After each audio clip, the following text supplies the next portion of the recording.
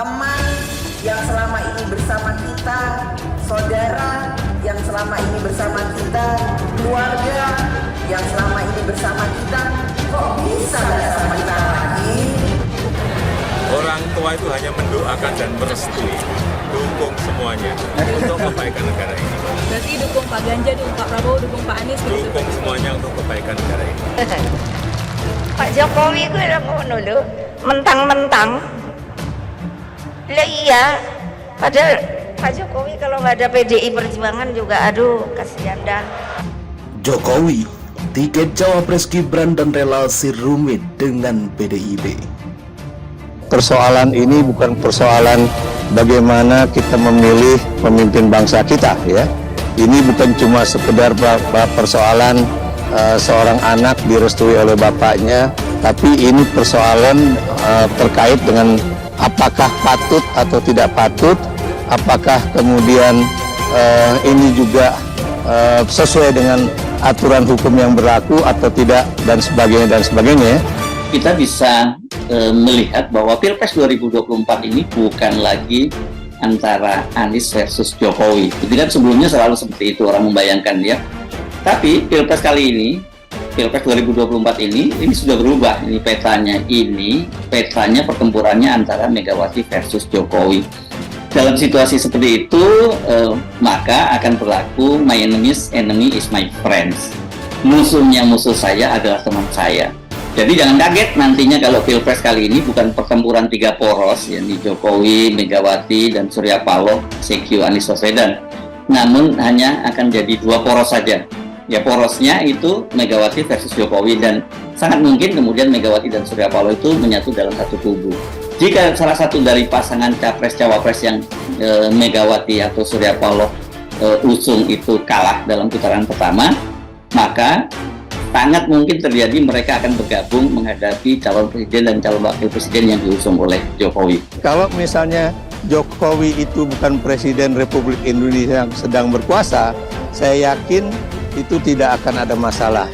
Kalau misalnya Gibran itu maju tanpa ada suatu rekayasa hukum, rekayasa politik, saya yakin yang namanya masyarakat juga tidak akan mempersoalkan, ya.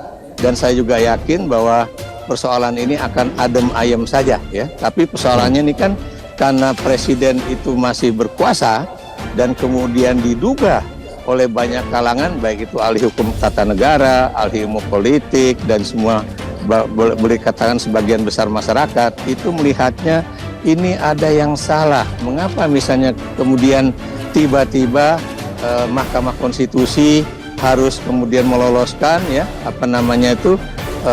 adanya masukan untuk misalnya mengurangi hukum, maksud saya umur dari seorang calon presiden atau wakil presiden.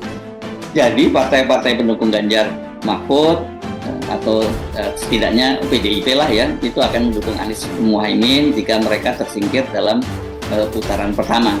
Begitu juga sebaliknya, bila Anies Muhaimin yang tersingkir, maka mereka akan bersatu mendukung Ganjar dan Mahfud MD.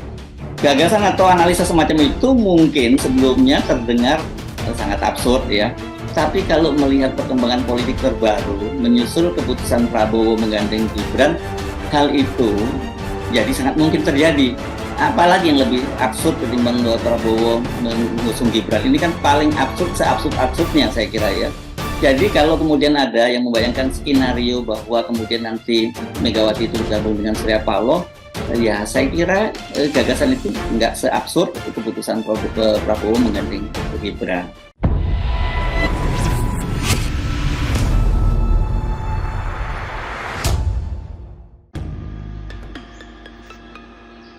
Jakarta, CNN Indonesia.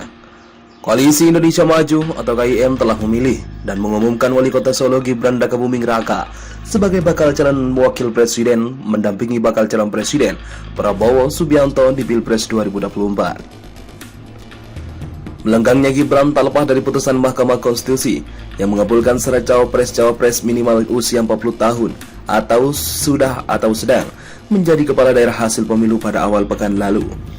Sebelumnya namanya diumumkan secara resmi oleh KIM pada Minggu 22 Oktober malam.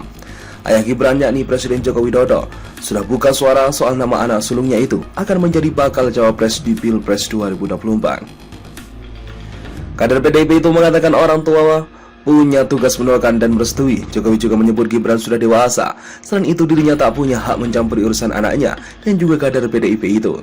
Ia hanya tugasnya mendoakan dan merestui, kata Jokowi usai menghadiri apel Hari Santri Nasional 2023 di Tugu Pahlawan, Surabaya, Minggu pagi. PDIP bersama P3 dan partai non-parlemen lain telah mengusung dan mendaftarkan pasangan Ganjar Pranowo Mahfud MD sebagai peserta Pilpres 2024 ke KPU pada pekan lalu. Beberapa waktu kemudian, beberapa foto surat PDIP menugaskan Gibran menjadi salah satu juru kampanye dan juru bicara untuk Ganjar Mahfud. Belakangan, Gibran mengaku sedang berkomunikasi dengan Ketua DPP PDIP Puan Maharani dan Ketua Tim Pemenangan Nasional Tan Ganjar Mahfud, Arsyad Rashid.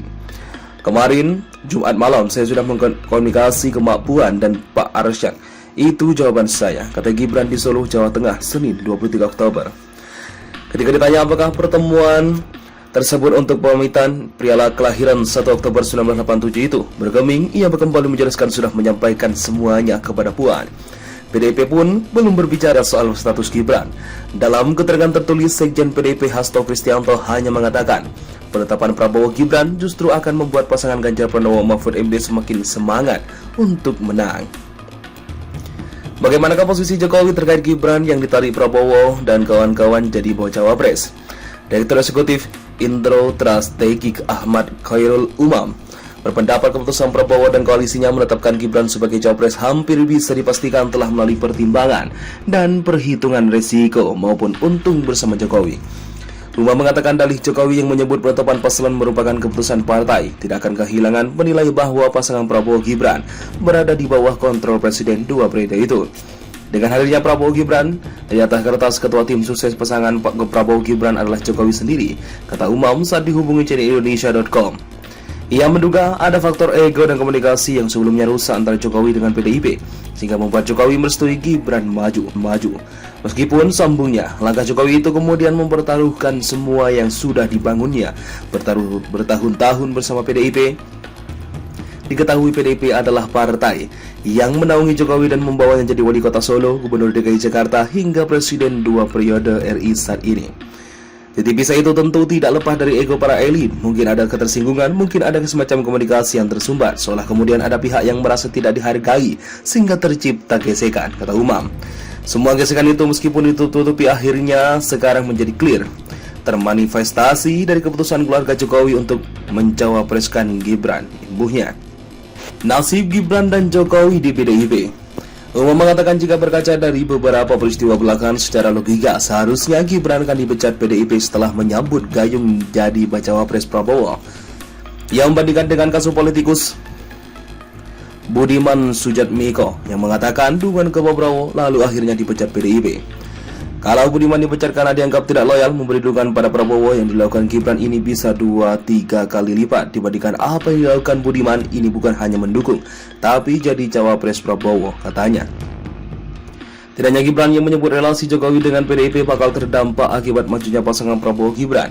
PDIP, kata dia, bisa saja mengevaluasi status petugas partai yang disandang Jokowi. Kalau keputusan itu hanya sikap tegas kepada Gibran, tapi tidak pada Pak Jokowi, maka itu sebenarnya PDIP sedang mencoba mengajak negosiasi. Tapi kalau kemudian PDIP tegas, ya kemungkinan besar akan memecat Gibran sekaligus mengevaluasi status petugas partai dari PDIP kepada Pak Jokowi, katanya. Dalam skala yang lebih ekstrim, menurutnya PDIP mungkin juga akan mencabut dukungan dari pemerintahan Jokowi.